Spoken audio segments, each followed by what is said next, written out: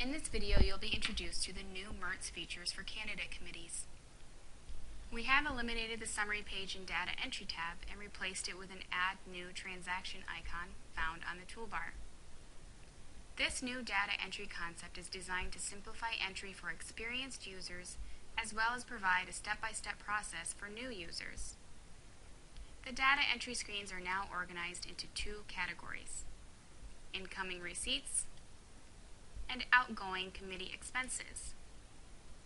New and experienced users can follow a step-by-step guide that asks relevant questions to determine what type of transaction needs to be entered.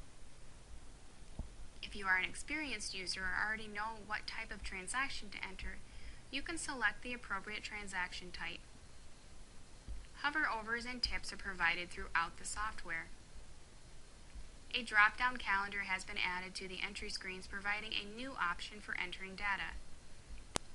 The software now limits the date entry to the coverage period for the report selected to reduce the number of incorrect date errors by selecting the date from the calendar or manually entering the date. Once a transaction is complete, simply select the next transaction type needed from the Incoming Committee Receipts or Outgoing Committee Expenses button. A pick list of available transaction types will appear. Users can now instantly search online manuals, user guides, or view step-by-step videos for working within the software while entering transactions.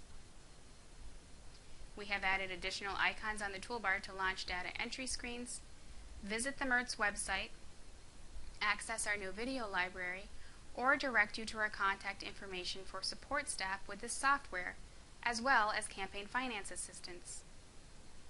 Please note, committees may choose to download the newest version or continue using the previous version through December of this year, 2012.